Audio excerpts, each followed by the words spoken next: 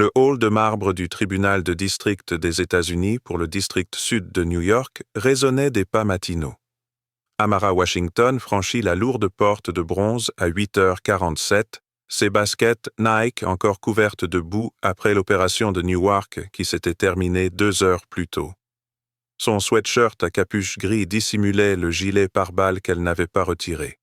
Son sac à dos noir contenait des documents confidentiels destinés à l'audience du juge Drake à 9h. Le détecteur de métaux bipa. Normal. Elle portait toujours son arme de service. Amara prit son badge. « Arrêtez-vous tout de suite. » La voix était forte, agressive. Un jeune policier blond lui barrait le passage, la main sur son arme. L'agent B. Sullivan. Sac à dos par terre. Maintenant.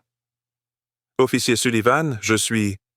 J'ai dit sac à dos par terre, a crié Blake Sullivan, attirant les regards des avocats qui traversèrent le couloir. Vous n'avez pas entendu le détecteur? Vous ne voyez pas où vous êtes? Amara baissa lentement son sac à dos, les mains visibles.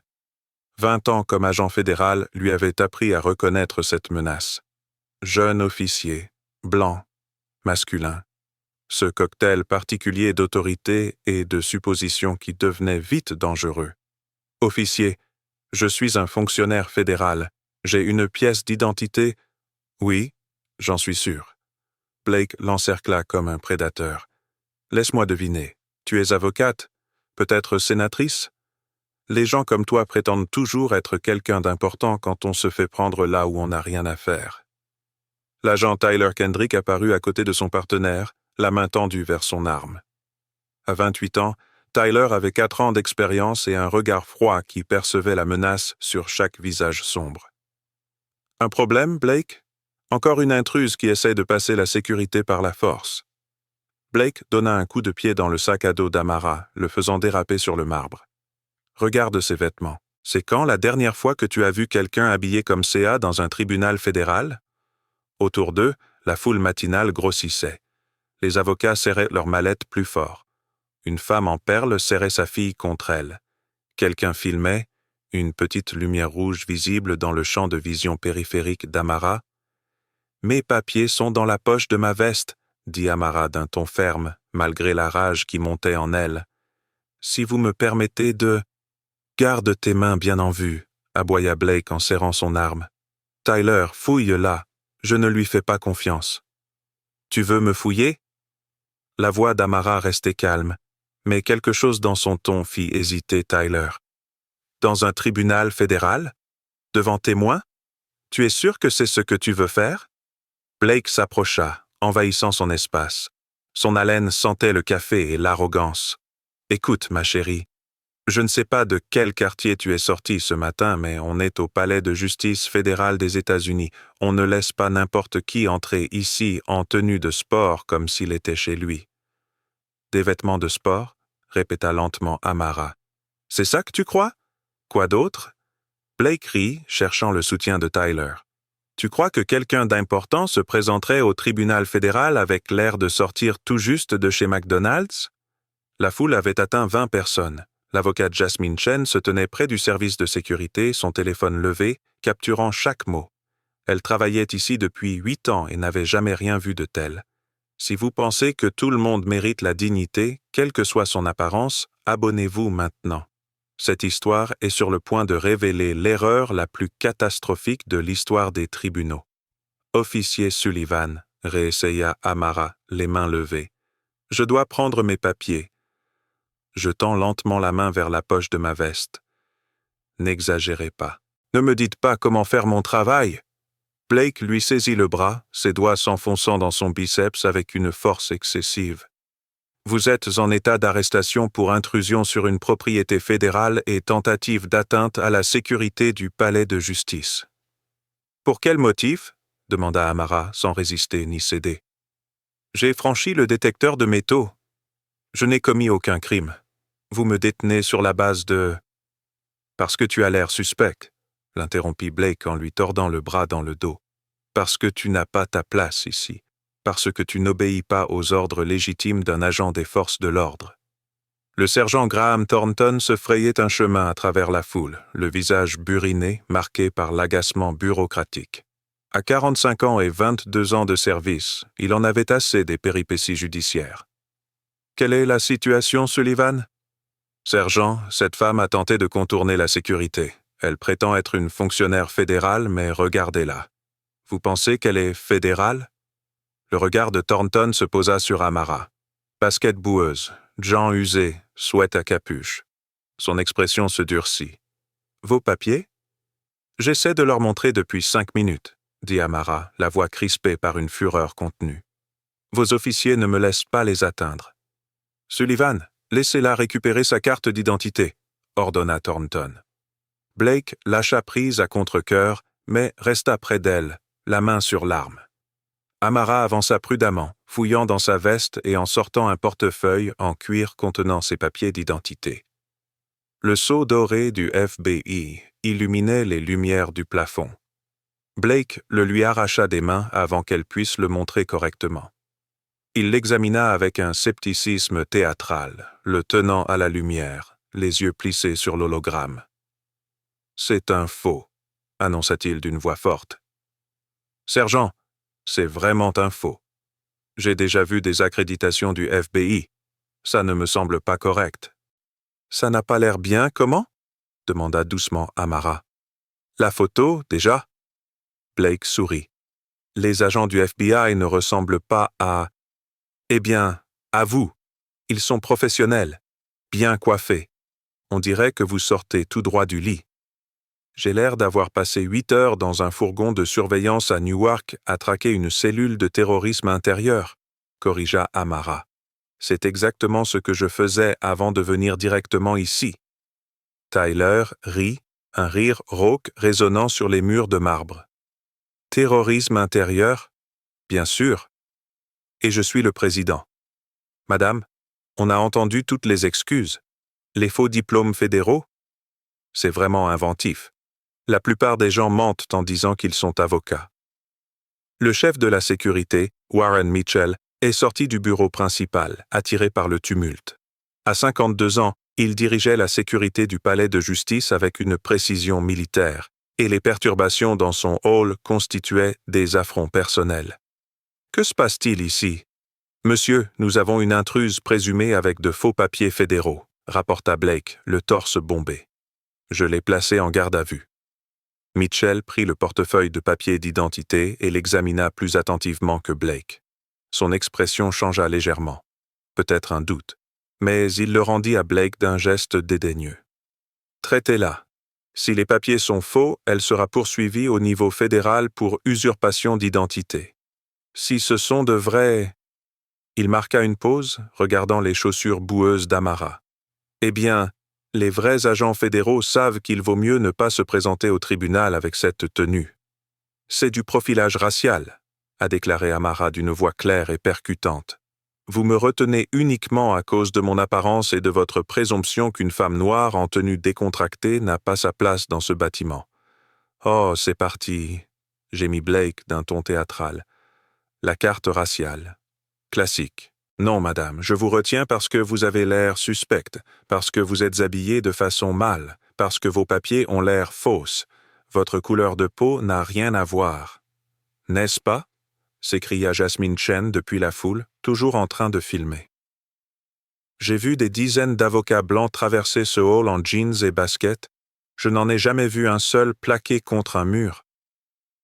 Madame, reculez, prévint Tyler. N'interférez pas avec les opérations des forces de l'ordre. Blake saisit les poignets d'Amara et les tira dans son dos. Des menottes métalliques lui mordirent la peau avec une pression délibérée. « Tu as le droit de garder le silence. »« Je connais mes droits, » interrompit Amara. « Je les ai lus à des centaines de suspects. Agent Sullivan, vous commettez une grave erreur. La seule erreur ici, c'est toi. » Blake la poussa en avant, la forçant à trébucher. Plusieurs personnes sursautèrent. Le téléphone de Jasmine capta le moment où le visage d'Amara s'approcha dangereusement du pilier de marbre. « Attention à elle, Sullivan », prévint Thornton sans conviction. « On n'a pas besoin de se plaindre. »« Elle résiste, sergent, » mentit Blake avec aisance. « J'utilise la force appropriée pour garder le contrôle. » Amara ne résistait pas. Elle se tenait parfaitement immobile, les mains menottées dans le dos, l'expression masquant une rage contenue. Mais le récit de Blake n'exigeait pas la vérité. Il suffisait du scénario habituel. Une personne noire, une autorité blanche, des suppositions, de la violence. « Emmenez-la en détention », ordonna Mitchell. « On réglera ça après l'audience du juge Drake. »« Tu me retiens pendant l'audience du juge Drake ?» La voix d'Amara s'éleva pour la première fois, une véritable inquiétude perçant son étonnement.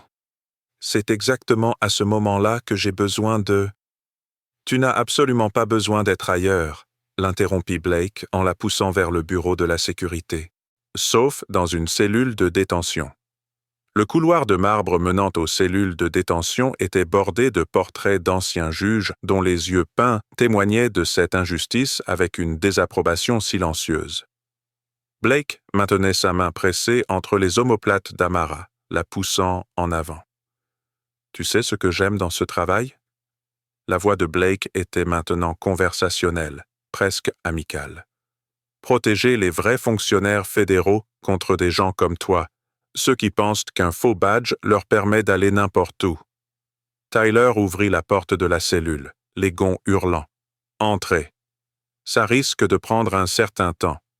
La cellule mesurait 2,40 mètres sur 1,80 avec des murs en béton peint en beige institutionnel, un banc en acier boulonné au sol et des toilettes dans un coin. Amara avait vu des centaines de cellules de détention provisoire au cours de sa carrière. Elle n'aurait jamais imaginé être enfermée dans l'une d'elles. « Mon appel, » dit-elle. « J'ai le droit de... » « Tu recevras ton appel quand on aura décidé, » ricana Blake. « Peut-être après le déjeuner. On est très occupé aujourd'hui. Une grosse affaire fédérale. De vrais agents fédéraux qui font du vrai travail fédéral. Pas l'arnaque que tu montes. » Il claqua la porte. Le verrou claqua avec un bruit terriblement brutal. Par la petite fenêtre, Amara pouvait voir Blake et Tyler se taper dans la main, riant du personnage suspect qu'ils avaient attrapé. Thornton remplissait des papiers, griffonnant un rapport qui présenterait la situation comme une procédure de sécurité de routine plutôt que comme une violation des droits civiques. Amara était assise sur le banc d'acier froid, les mains menottées dans le dos, la circulation déjà restreinte. Les documents classifiés contenus dans son sac à dos, des documents pour l'affaire de corruption du juge Drake, étaient sans surveillance dans le bureau de la sécurité. La cellule antiterroriste qu'elle avait infiltrée pendant 8 mois se disperserait si elle apprenait l'arrestation du directeur du FBI. Des années de travail, potentiellement compromises. Et pourquoi? Parce que l'agent Blake Sullivan, 26 ans et 9 mois en poste, avait vu sa peau foncée et ses chaussures boueuses et avait décidé qu'elle n'avait rien à faire ici. L'ironie était insoutenable. Amara Washington, première femme noire à diriger le FBI en 116 ans d'histoire, était assise dans une cellule de détention d'un tribunal fédéral, arrêtée par le système même qu'elle avait consacré sa vie à servir. Au bout du couloir, la voix de Blake. « Tu as vu sa tête quand je l'ai menottée? Ça n'a pas de prix. Ces gens se croient toujours au-dessus des lois jusqu'à ce qu'ils rencontrent des policiers qui les appliquent. »« Tu penses que ces papiers étaient vraiment faux? » demanda Tyler. « Il fallait bien. Le FBI n'embauche pas. Enfin, tu sais. »« Ouais, je sais. » Leur rire résonnait sur les murs de béton. Dans la salle d'audience du 8e étage, la marshal américaine Jennifer Reyes a regardé sa montre. 8h59. Le procès pour corruption du juge Drake commençait dans 60 secondes, et le directeur Washington n'était toujours pas arrivé avec les documents d'information classifiés. « Maréchal Reyes » appela le juge Drake depuis son cabinet. « Le directeur Washington est-il là? » « Pas encore, votre honneur. Elle a confirmé qu'elle serait là à 8h45. » « Ça ne lui ressemble pas. La directrice du FBI n'est jamais en retard. » Drake fronça les sourcils. « Et c'est son portable. » Reyes composa le numéro. Pas de réponse. Elle essaya le bureau local du FBI. Ils confirmèrent que le directeur Washington avait quitté Newark à 6h30 et aurait dû arriver plus d'1 heure auparavant. « Votre honneur, quelque chose ne va pas. » Pendant ce temps, Blake rédigeait son rapport d'arrestation avec une aisance théâtrale. Le sujet a eu un comportement suspect, a refusé d'obtempérer aux ordres légaux, a présenté de faux papiers fédéraux. Sullivan, Thornton leva les yeux de son ordinateur, le visage soudainement pâle. Quel était le nom sur ces papiers, déjà? Un nom inventé. Washington, je crois. Amara Washington. Pourquoi? Les mains de Thornton tremblaient lorsqu'il ouvrit le site du FBI. Il cliqua sur la page des dirigeants. Sa bouche s'assécha. Là, sur une photo officielle, portant un costume bleu marine et un badge du FBI, se trouvait la même femme actuellement assise, menottée, dans leur cellule de détention. Amara Washington, directrice du Federal Bureau of Investigation. « Oh mon Dieu » murmura Thornton. « Oh mon Dieu, oh mon Dieu. » Quoi? Blake se pencha et regarda l'écran. Son sourire confiant s'estompa. « C'est impossible. »« Vous venez d'arrêter la directrice du FBI » s'étrangla Thornton. « Vous l'avez arrêtée et mise en cellule. Vous vous êtes moqué d'elle. Vous avez ri de ses qualifications. » Le sang quitta le visage de Blake si vite qu'il vacilla. « Non, c'est faux. Les directeurs du FBI ne ressemblent pas à... Ils ne s'habillent pas comme... Comme quoi, Sullivan? » La voix de Thornton était sèche, teintée de panique. « Ils ne ressemblent pas à quoi? » Finit cette phrase. À ce moment-là, la voix du marshal Reyes retentit sur la radio de sécurité, claire et pressante. « Ici, le marshal américain Reyes. J'ai besoin d'une confirmation immédiate de la position de la directrice du FBI, Amara Washington. Son arrivée était prévue à 8h45. La sécurité l'a-t-elle vue? » Blake ne pouvait pas parler. Sa bouche s'ouvrait et se fermait en silence. « La sécurité ?» La voix de Reyes résonna, plus aiguë. « Répondez. » Mitchell saisit la radio, le visage blême. « Marshal Reyes, ici le chef de la sécurité Mitchell.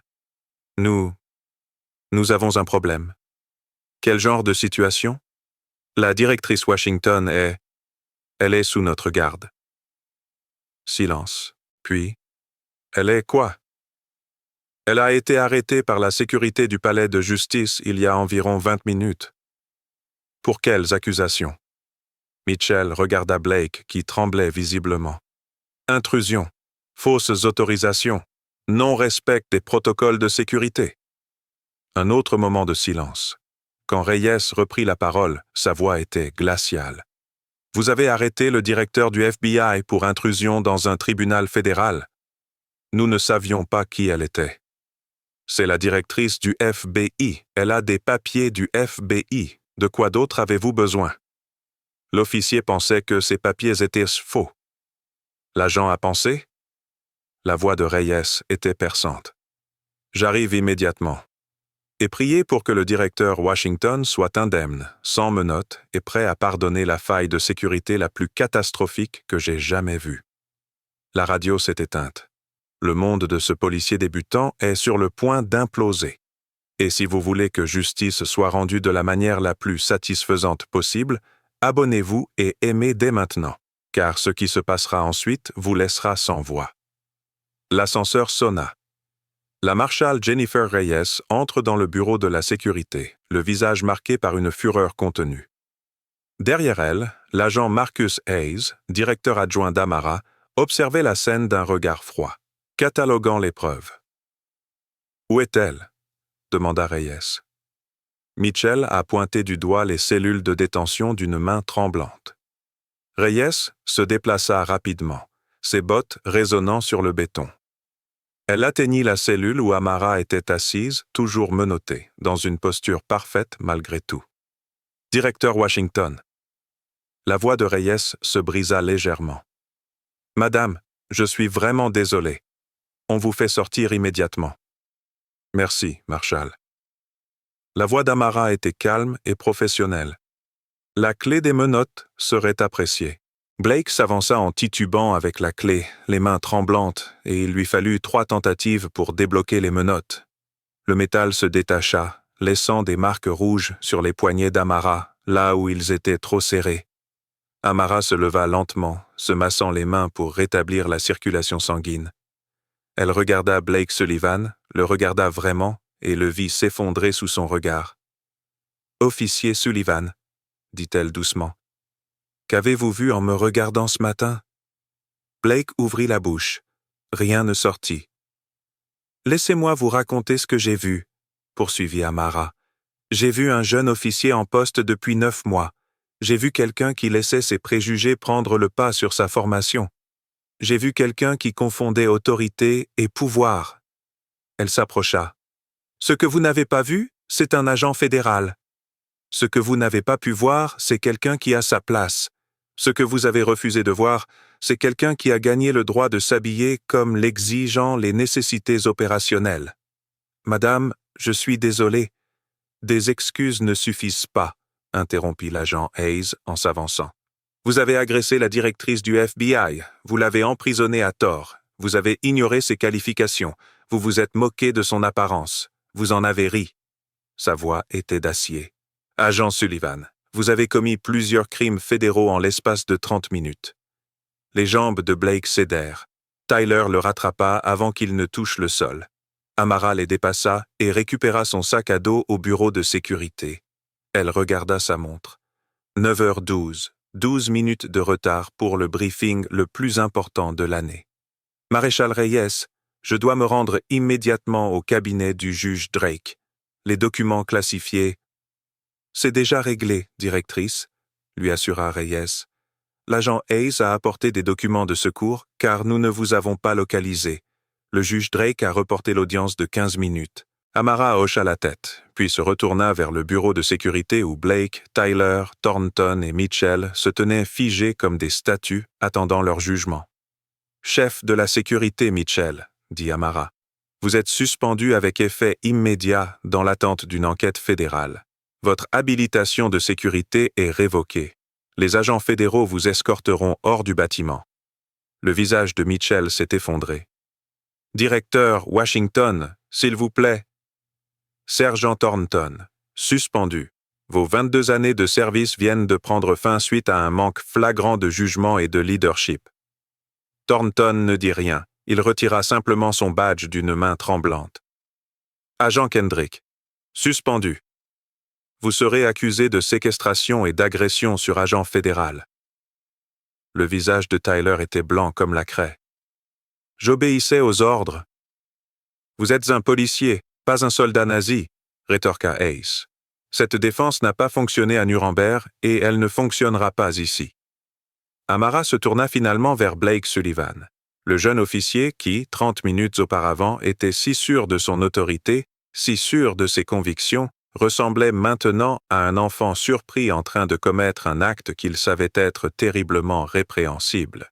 « Agent Sullivan, » commença Amara d'une voix dénuée d'émotion, « vous êtes suspendu sans solde, avec effet immédiat. Vous serez accusé d'agression sur agent fédéral, de séquestration, de privation de droits civiques sous couvert de la loi et d'entrave à la justice. L'agent Hayes vous placera en garde à vue. »« Non, » murmura Blake.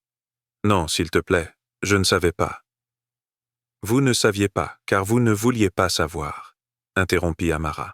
« Vous avez regardé une femme noire en tenue décontractée et vous avez conclu qu'elle était une criminelle.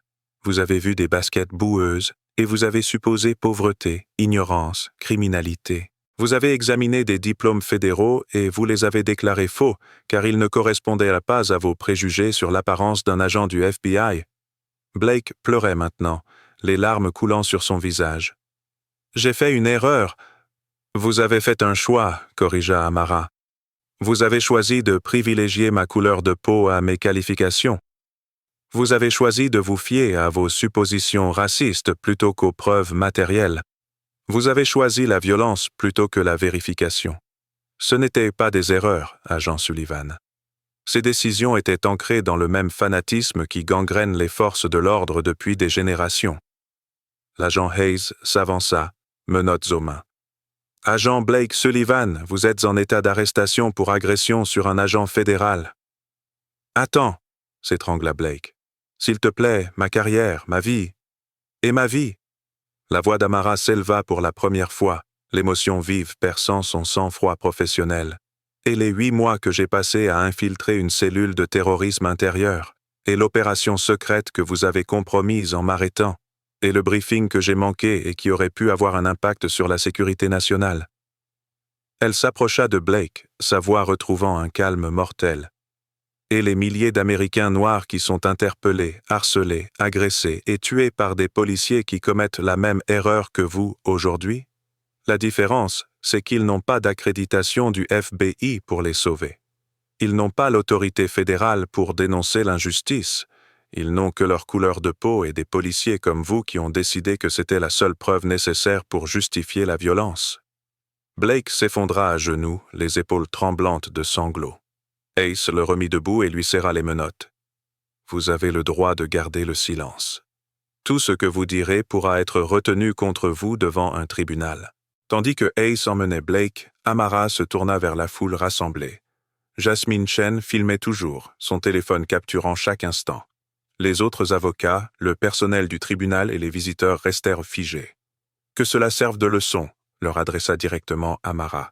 Le racisme dans les forces de l'ordre ne se résume pas toujours à brûler des croix et à porter des cagoules blanches. Parfois, c'est un jeune officier qui pense que des chaussures boueuses sont synonymes de criminalité. Parfois, c'est un sergent qui, voyant des vêtements décontractés, suppose une intrusion. Parfois, c'est un chef de la sécurité qui privilégie la couleur de peau à ses qualifications. Elle prit son sac à dos et le jeta sur son épaule. Ces policiers seront traduits en justice. Mais la vraie question est, combien de Blake Sullivan continuent à faire les mêmes suppositions chaque jour avec des victimes qui n'ont pas le pouvoir de se défendre? Amara se dirigea vers l'ascenseur, Marshall Reyes à ses côtés. Derrière elle, le bureau de sécurité était en plein chaos. Les agents fédéraux photographiaient déjà la cellule de détention, constatant l'infraction. La foule se dispersait, téléphones sortis, messages fusant sur les réseaux sociaux. La vidéo de Jasmine Chen était devenue virale, 20 000 vues en 15 minutes. Le hashtag FBI Director Arrested était en vogue dans tout le pays. 3 semaines plus tard, le palais de justice fédéral de Manhattan était bondé. Le juge Harrison Drake présidait l'affaire États-Unis contre Blake Sullivan et la galerie était bondée. Le procureur David Walsh se tenait à la tribune, sa voix emplie d'autorité et emplissant la salle d'audience. Votre honneur, le gouvernement prouvera que l'agent Blake Sullivan a commis de multiples crimes motivés par l'animosité raciale et l'abus d'autorité. Blake était assis à la table de la défense, vêtu d'un costume qui semblait emprunté, le visage émacié par 3 semaines de nuit blanche. Son avocat, un défenseur public nommé Robert Chen, semblait tout aussi épuisé. Walsh appuya sur une télécommande, diffusant la vidéo de Jasmine Chen sur les écrans du tribunal. Les preuves sont irréfutables. L'agent Sullivan a arrêté la directrice Washington uniquement sur la base de son apparence. Il a ignoré ses qualifications. Il l'a agressée physiquement. Il l'a incarcérée à tort. Et, plus grave encore, il en a ri par la suite, proférant des remarques racistes sur ceux qui ressemblent à un agent du FBI. La vidéo a été diffusée. La salle d'audience a regardé en silence Blake attraper Amara, lui tordre les bras, la menotter et la pousser vers la cellule. Le son était clair comme de l'eau de roche. Le FBI n'embauche pas. Enfin, vous savez. Plusieurs jurés ont secoué la tête avec dégoût. L'accusation appelle le directeur Amara Washington. Amara a témoigné, jurant de dire la vérité. Elle portait son uniforme complet du FBI, ses médailles et distinctions scintillant sous les projecteurs de la salle d'audience. Le contraste avec les vêtements décontractés de la vidéo était saisissant et délibéré. Walsh s'approcha. « Directeur Washington, veuillez décrire ce qui s'est passé le matin du 28 octobre. » Le témoignage d'Amara était précis, professionnel et accablant. Elle a décrit les 8 mois d'enquête antiterroriste. L'opération de Newark qui s'était terminée à 6h30. Son déplacement direct au tribunal avec des documents classifiés. Le détecteur de métaux. La suspicion immédiate de Blake quant à sa culpabilité.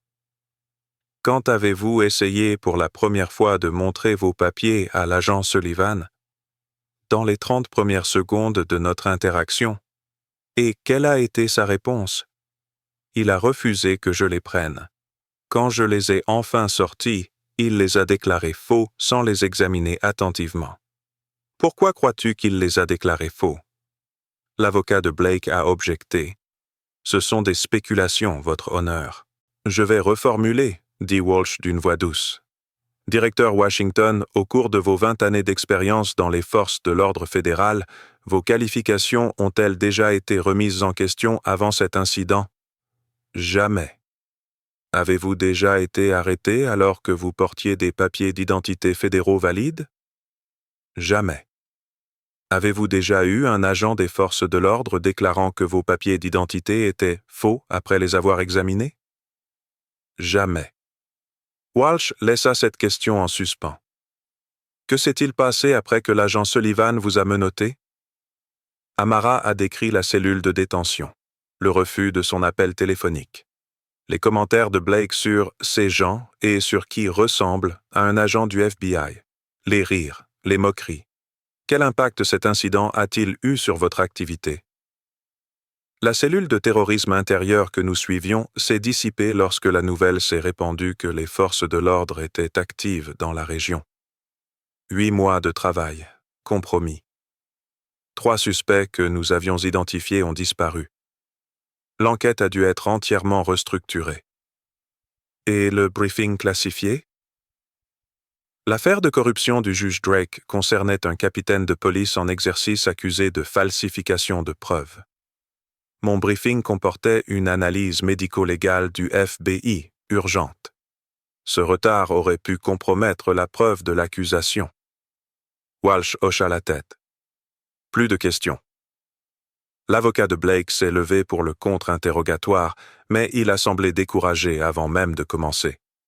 Directeur Washington, mon client maintient qu'il a respecté les protocoles de sécurité. Votre client a ignoré les références fédérales, interrompit calmement Amara. Ce n'est pas protocolaire, c'est un préjugé. Chen a réessayé. L'agent Sullivan affirme avoir des inquiétudes légitimes concernant votre apparence. Mon apparence, répéta Amara. Tu parles de ma peau noire et de mes vêtements décontractés. Ce n'est pas ce que je... Alors, que vouliez-vous dire, maître? Soyez précis. Chen n'avait pas de réponse. L'accusation a cité les témoins les uns après les autres.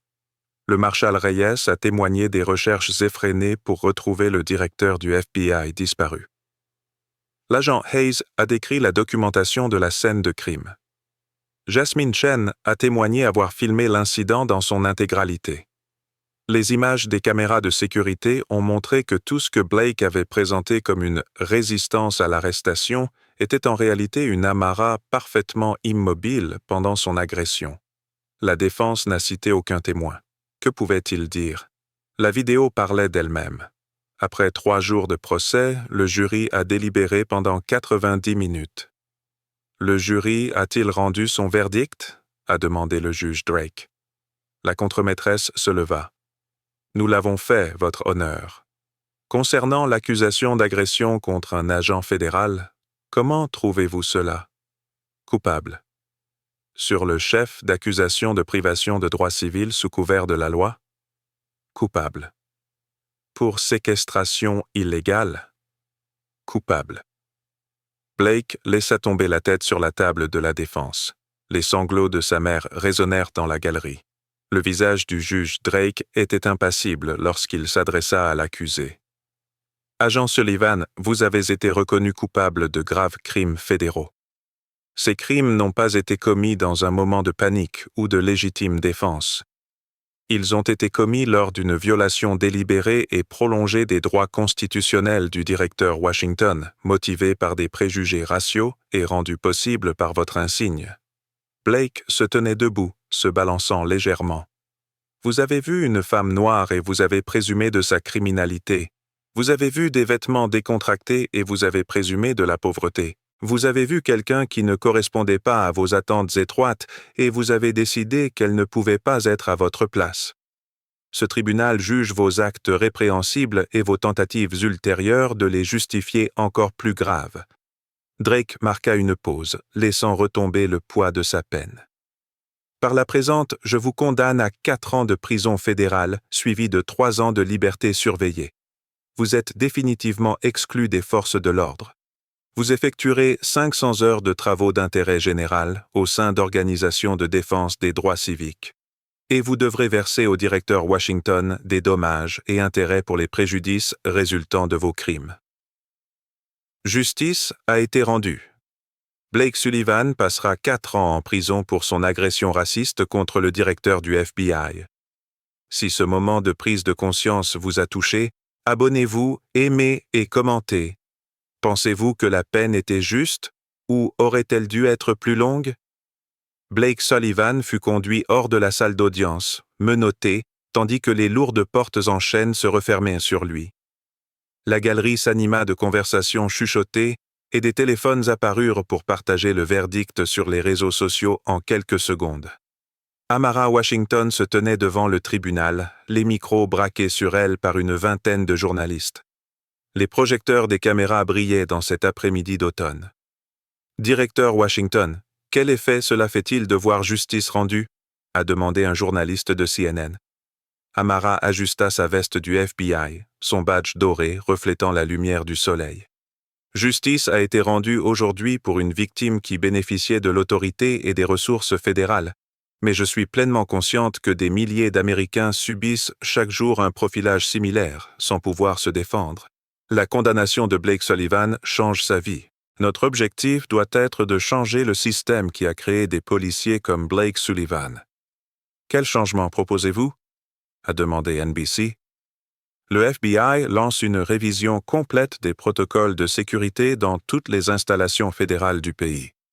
Nous mettons en place une formation obligatoire sur les préjugés implicites pour chaque agent ayant accès aux tribunaux fédéraux. Nous mettons en place une ligne d'assistance téléphonique directe permettant à tout citoyen de signaler des violations des droits civiques sans crainte de représailles. La voix d'Amara s'éleva de plus en plus. Et nous créons une base de données recensant les agents ayant des comportements discriminatoires, accessible à toutes les agences fédérales. Un correspondant de Fox News a insisté. Les critiques disent que vous réagissez de manière excessive à l'erreur d'un policier. Une erreur? Interrompit Amara d'un ton sec. Les actions de l'agent Sullivan n'étaient pas une erreur. Prendre la mauvaise clé est une erreur.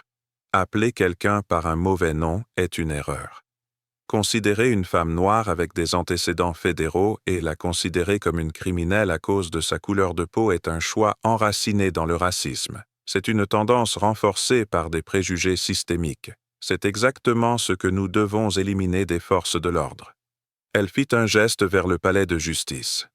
Cette institution, ce bâtiment où j'ai été agressé, représente à la fois l'engagement de l'Amérique envers la justice et son incapacité à la rendre équitablement. Le verdict d'aujourd'hui affirme qu'aucun badge ne confère l'immunité. Le verdict d'aujourd'hui affirme que les droits civiques comptent, peu importe qui les viole.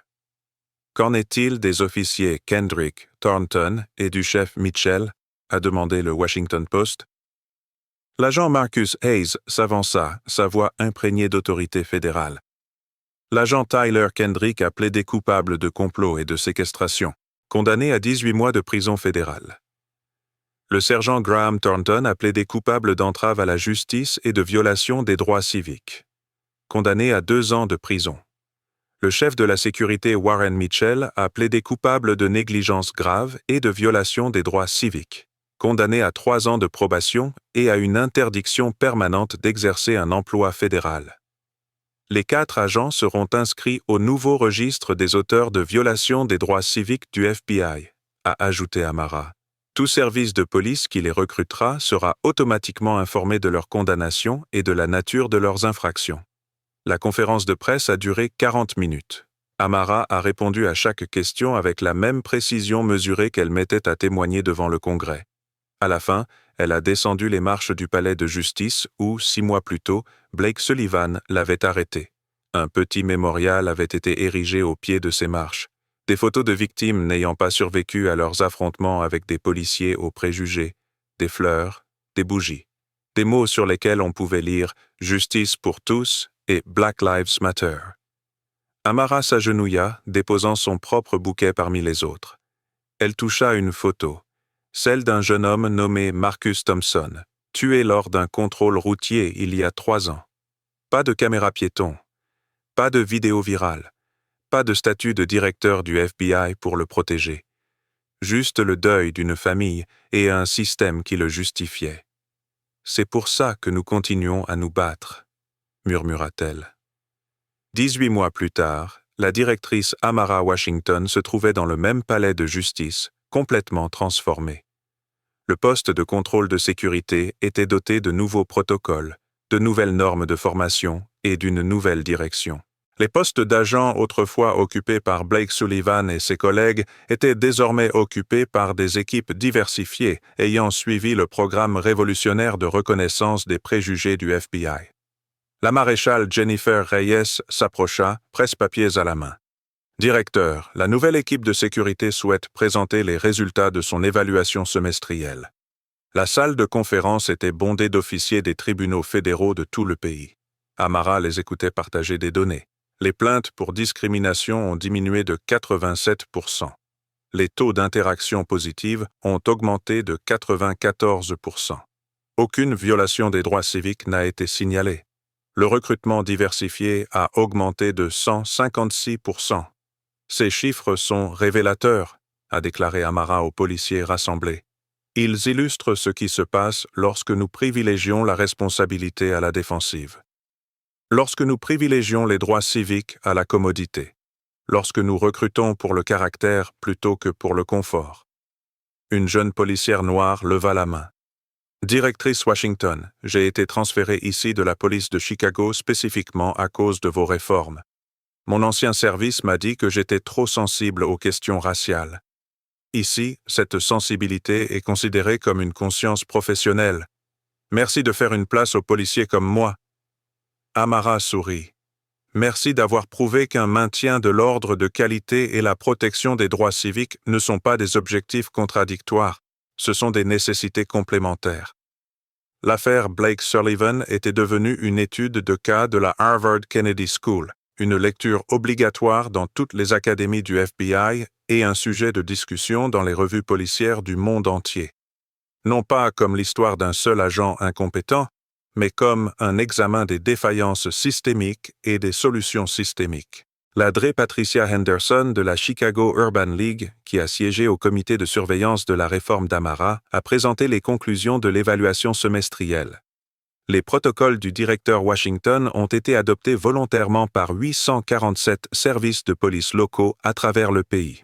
Les services qui mettent en œuvre ces réformes constatent des améliorations mesurables des relations avec la communauté, une réduction des incidents de recours à la force et une meilleure rétention des agents. La résistance initiale des syndicats de police s'est transformée en une adoption enthousiaste après avoir constaté les résultats, a poursuivi Henderson. Les agents se disent plus confiants dans leurs interactions, car ils disposent de directives claires qui les protègent, eux et les membres de la communauté, contre des situations fondées sur des préjugés plutôt que sur des préoccupations légitimes en matière de sécurité. Amara s'est adressé à la salle. Blake Sullivan purge actuellement sa 2e année de peine fédérale. Sa peine de prison n'est pas une victoire. La victoire, c'est que ces actions ont déclenché des réformes empêchant des milliers de futurs Blake Sullivan de nuire à la communauté en portant un badge. Elle a cliqué sur la diapositive suivante, montrant le dossier disciplinaire de l'agent Sullivan dissimulé avant son agression. 17 plaintes en 9 mois. Toutes classées sans suite. Toutes concernaient des personnes de couleur. Toutes documentées, mais jamais traitées. Le système a protégé Blake Sullivan jusqu'à ce qu'il agresse une personne ayant l'autorité de révéler cette protection. Nos réformes garantissent que les comportements répréhensibles sont immédiatement signalés, font l'objet d'enquêtes approfondies et sont traités définitivement avant qu'ils ne dégénèrent en violation des droits civiques. 3 ans après son arrestation, Amara a témoigné devant le Congrès sur l'impact national de ces réformes. Le Sénat était plein à craquer. Sénateur, vous avez demandé si un incident justifiait une intervention fédérale de grande envergure, s'adressa Amara au président de la commission judiciaire. Cet incident a révélé des failles systémiques dans les protocoles de sécurité à l'échelle nationale. Blake Sullivan n'était pas une anomalie. Il était un symptôme. Nos réformes traitent le mal, pas seulement le symptôme. Elle sortit un épais rapport. Depuis la mise en œuvre de l'initiative de protection des droits civiques du FBI, nous avons recensé 2847 cas où les nouveaux protocoles ont permis d'éviter des situations qui auraient dégénéré en violation des droits civiques sous l'ancien système. Nous avons dispensé des formations d'intervention à 47 000 agents fédéraux. Nous avons mis en place des mécanismes de responsabilisation qui ont permis d'identifier et de sanctionner rapidement 312 agents présentant des comportements problématiques avant qu'ils ne deviennent des infractions. L'impact fiscal? A demandé le sénateur de l'Ohio. Ces réformes coûtent 47 millions de dollars par an. Les économies prévues, grâce à la réduction des litiges en matière de droits civiques, à l'amélioration des relations avec la communauté et à l'amélioration de l'efficacité opérationnelle, dépassent les 200 millions de dollars par an. Au-delà des indicateurs financiers, nous avons évité d'incommensurables souffrances humaines et renforcé la confiance du public dans les forces de l'ordre fédéral. La commission judiciaire du Sénat a voté à 18 voix contre 4 pour rendre les réformes d'Amara obligatoires pour tous les établissements fédéraux et a recommandé leur adoption au niveau des États et des collectivités locales. 5 ans après l'arrestation de Blake Sullivan, Amara se tenait dans le même palais de justice où elle avait été détenue, accueillant désormais la conférence annuelle sur les droits civiques des forces de l'ordre. 500 policiers venus des 50 États étaient présents. Certains d'entre vous sont ici par obligation, a déclaré Amara à l'Assemblée. Certains par curiosité, d'autres parce que vous avez vous-même été victime de discrimination. Quel que soit votre point de départ, je vous mets au défi de terminer cette conférence en vous engageant à être des agents qui voient les gens et non les stéréotypes, qui vérifient avant de présumer, qui protègent plutôt que de profiler. Elle désigna les murs de marbre. Il y a 5 ans, j'ai été plaqué contre ce mur, arrêté dans ce bâtiment, moqué parce que je ne ressemblais pas à un directeur du FBI. Aujourd'hui, ce bâtiment représente ce qui est possible quand on choisit la réforme plutôt que la résignation. Quand on exige mieux plutôt que d'accepter que ça a toujours été comme ça. La conférence s'est conclue par l'annonce d'un nouveau fonds de bourse, créé grâce au paiement de restitution ordonné par le tribunal de Blake Sullivan, offrant des frais de scolarité complets aux étudiants poursuivant une carrière dans le droit des droits civiques et la réforme de la justice pénale. Amara se tenait à l'entrée du palais de justice tandis que le coucher du soleil colorait les marches de marbre en or. Jasmine Chen, l'avocate qui avait filmé l'incident initial, s'approcha avec son téléphone. « Directeur Washington, je réalise un reportage pour ProPublica à l'occasion de son 5e anniversaire. Puis-je vous demander, pensez-vous souvent à ce matin-là » Amara réfléchit attentivement à la question. « Je pense à Marcus Thompson, le jeune homme tué lors d'un contrôle routier qui n'a jamais pu raconter son histoire. Je pense aux milliers de personnes arrêtées, agressées ou tuées parce que des policiers comme Blake Sullivan ont fait des suppositions basées sur la couleur de peau. Je pense à la façon dont mon autorité fédérale m'a donné un porte-voix auquel la plupart des victimes n'ont jamais accès. » Elle marqua une pause, levant les yeux vers le bâtiment où l'injustice s'était transformée en responsabilité. Ce matin-là a changé ma vie. Mais surtout, les réformes qu'il a suscitées transforment le système. Blake Sullivan est un policier qui purge une peine. La véritable victoire, ce sont les policiers qui ne deviendront jamais le prochain Blake Sullivan, car nous avons bâti un système qui détecte et corrige les préjugés avant qu'ils ne détruisent des vies. Et Blake Sullivan lui-même? Avez-vous eu des contacts avec lui?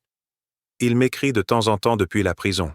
Des excuses, des réflexions, des demandes de pardon. L'expression d'Amara s'adoucit légèrement. J'espère que la prison lui donnera le temps d'affronter les préjugés qui l'ont conduit là-bas. J'espère qu'il en sortira comme quelqu'un qui utilise son expérience pour éduquer les autres. Mais ce qui compte, ce n'est pas mon pardon. Ce qui compte, c'est de construire un système où personne n'aura besoin d'être la victime de Blake Sullivan pour obtenir justice. Le soleil disparaissait sous les toits de Manhattan, projetant de longues ombres sur les marches du palais de justice. Amara Washington, directrice du FBI, militante des droits civiques et survivante de l'injustice qu'elle avait combattue toute sa carrière, se dirigeait vers sa voiture. Derrière elle, le palais de justice se dressait à la fois comme un monument aux échecs de l'Amérique et un témoignage de sa capacité d'évolution. L'agression raciste d'un policier avait déclenché un mouvement. Le refus d'une femme noire d'accepter l'injustice avait transformé les forces de l'ordre fédéral. Le combat n'était pas terminé. Il ne le serait jamais complètement.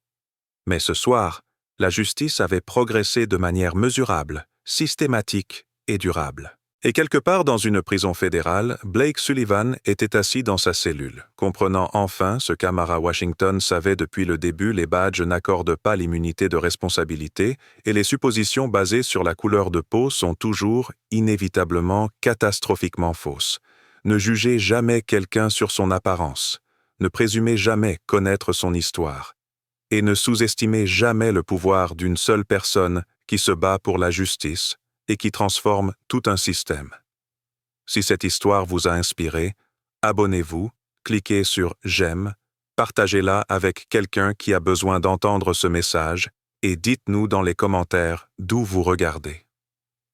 Le véritable changement se produit lorsque nous refusons d'accepter l'injustice comme une banalité. Le réalisateur Washington a prouvé que la vérité ne se contente pas de triompher, elle transforme. Merci d'avoir regardé et n'oubliez pas, votre voix compte, votre histoire compte et votre dignité est inaliénable.